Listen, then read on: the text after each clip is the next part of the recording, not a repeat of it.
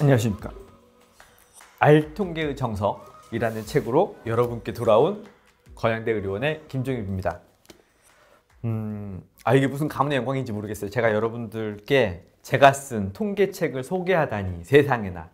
앞으로 연구를 시작하시는 많은 분들의 서막에 도움이 되길 바라면서 오늘 강의 시작해 보도록 하겠습니다. 먼저 제 소개 간단하게 드려야 될 것 같아요. 저는 이비인후과학을 전공을 했고요. 병원에서는 처음에 저를 이비인후과 진료를 보라고 뽑았는데 막상 진료는 거의 하지 않고 연구에 매진하고 있죠. 지금 현재는 정보의학교실의 주임교수로 연구를 하고 있고, 그리고 공과대학에서 의료인공지능학과 겸임교수로 같이 역할을 하고 있습니다.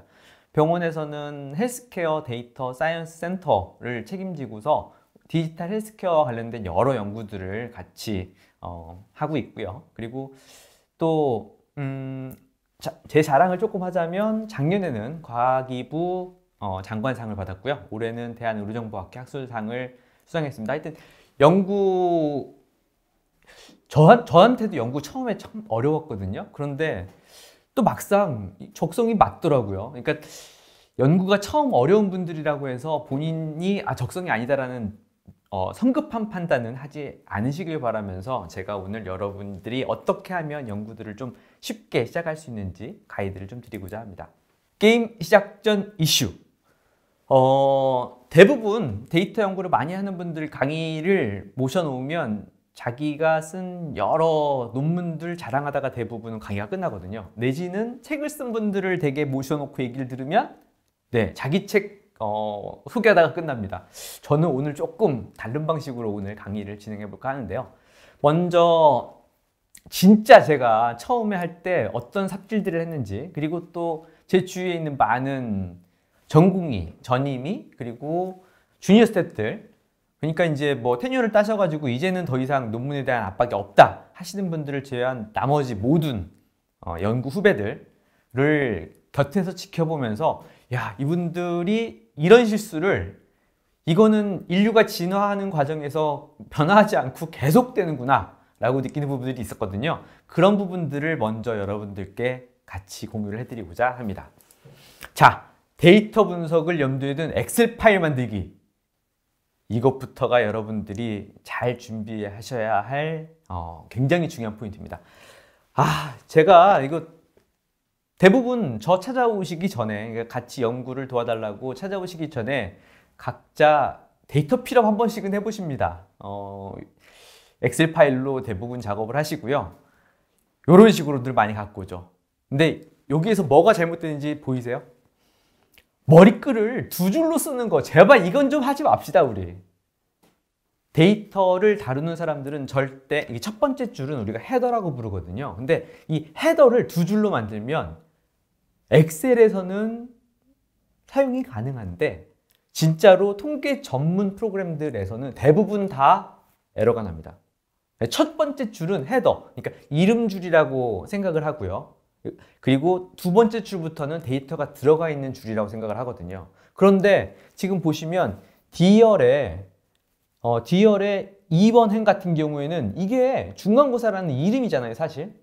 그러니까 이거는 헤더의 값인데 이게 숫자가 아니라 문자가 들어와 있으니까 프로그램이 당황하겠죠. 이런 헤더를 만들고 싶다면 어떻게 하는 게 정석이다? 학번, 나이, 성별, 그 다음에 중간고사 성적, 그리고 기말고사 성적으로 헤더를 각각 나눠서 첫 번째 줄에는 절대로 이름만 들어가고 두 번째 줄부터는 무조건 데이터들이 담길 수 있도록 그렇게 하시는 게 굉장히 중요한 포인트입니다. 이건 너무 많이 실수를 하시기 때문에 이거 꼭 첫 번째로 기억하시길 바라고요. 두 번째, 중간고사 성적, 기말고사 성적, 그렇게 만점짜리 답은 아닙니다. 왜냐? 한글로 써놓으면요, 나중에 인코딩, 디코딩 하는 과정에서 에러가 빈번하게 발생하거든요. 여러분들이 엑셀은 워낙에 한글화가 잘 되어 있어요. 그러니까 대부분 문제가 없이 한글 작업들을 하시는데, 문제는 엑셀에서도 가능한 통계면 다행인데 엑셀에서 안 되는 통계들이 대부분이죠. 이제 고급 통계로 넘어가면, 그러면 그때부터는 이제 뭐 여러분들 많이 알고 계신 SPSS나 R이나 SES나 뭐 파이썬이나 뭐 다양한 이제 프로그램들을 활용하게 되시는데 그때 한글이 꽤 속을 썩입니다. 네, 그래서 인코딩과 디코딩이라는 과정을 통해서 사실은 또 뭐 해결할 수 있는 방법은 있는데요. 여러분이 아직 인코딩과 디코딩이 뭔지 모르겠다. 왜 갑자기 또 이상한 얘기냐 싶으신 분들이라면 가장 쉬운 해결책은 처음부터 한글 이름을 쓰지 않는 거예요. 영어로 다 바꿔서 쓰면 되죠. 학번은 근데 그냥 뭐 ID 그리고 나이는 age, 성별은 sex, 그리고 중간고사 성적은 뭐 middle result, 뭐 final result 이런 식으로 해가지고 되도록이면 한글을 쓰지 않고 테이블을 그러니까 그 데이터 필업을 마무리한다. 요거를 꼭 기억을 해주시면 여러분들이 나중에 인코딩과 디코딩이 편해지기 전에 데이터를 가지고서 난감해하는 일들을 훨씬 줄일 수가 있습니다. 자, 세 번째. 이것도 굉장히 중요한 포인트죠. 범주형 변수. 그러니까 우리가 그 크기가 상관없는 뭐 이를테면 남자와 여자, M, F 뭐 이렇게 메일, 피메일로 나눠져 있는 이런 범주형 변수를 0과 1로 코딩하는 경우가 꽤 있습니다. 이거는요, 사실 심평원 데이터라든지 국가보건의료 빅데이터들도 대부분 다 클래스를 이런 식으로 레이블링을 합니다. 그래서 0, 1, 2, 3, 4 이렇게 레이블링 많이 하는데요.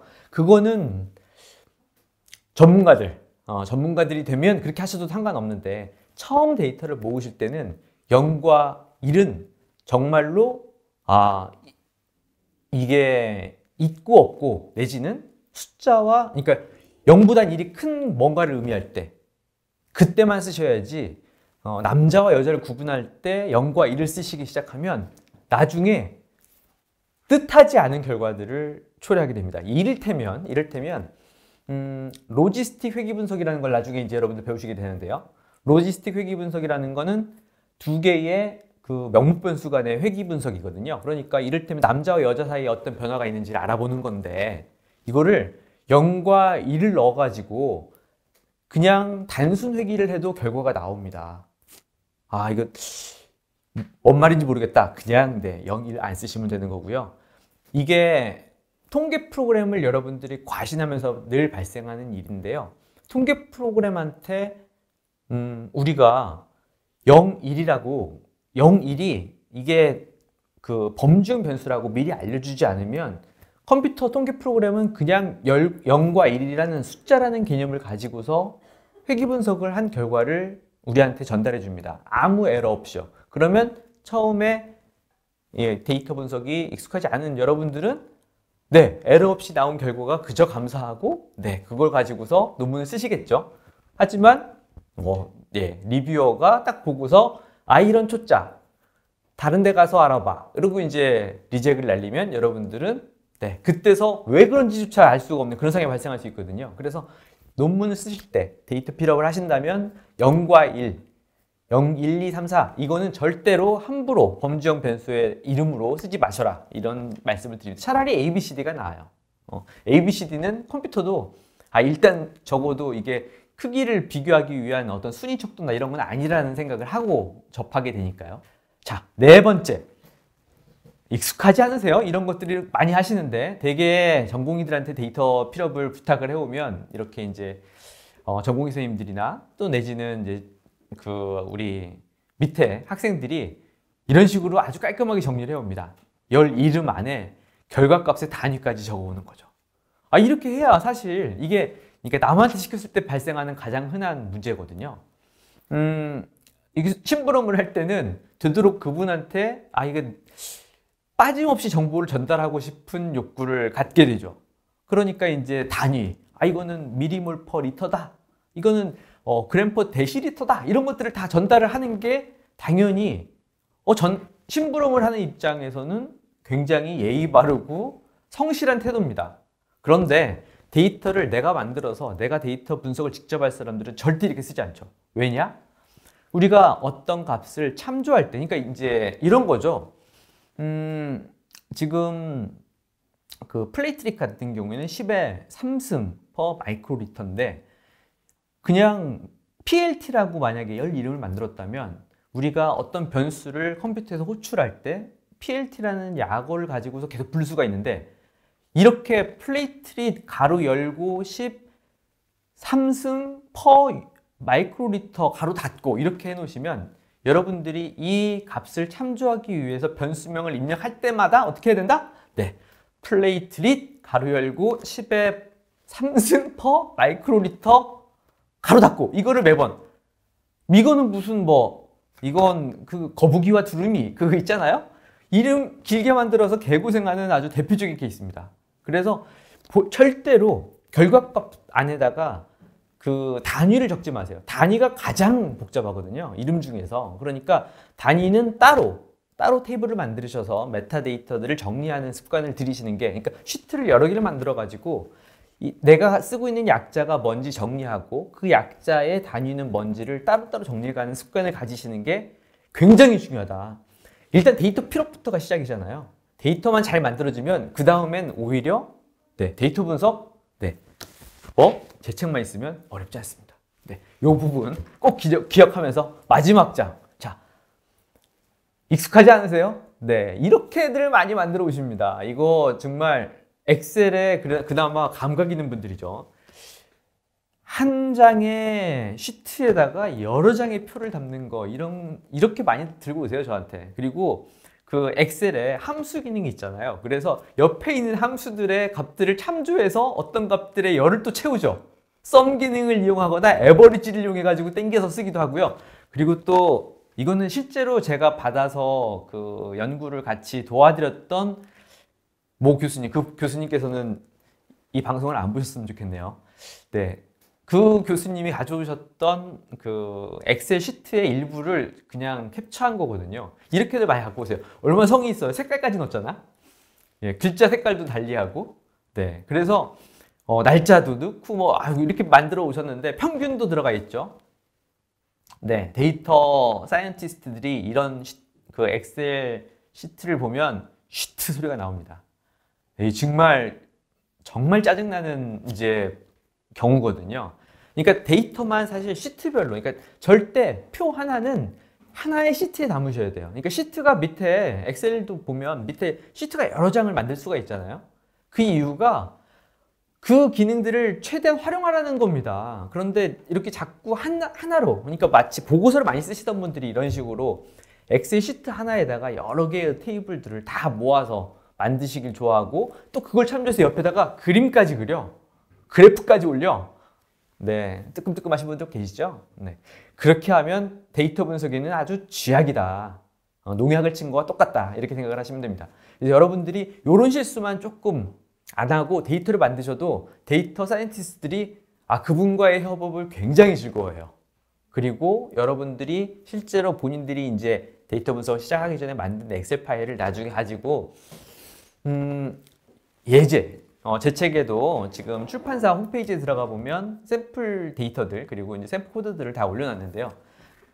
남이 샘플로 올려준 문제 푸는 거하고 그리고 본인이 직접 모아놓은 데이터를 만지는 건 그 설레임이 상상을 초월하게 차이가 납니다.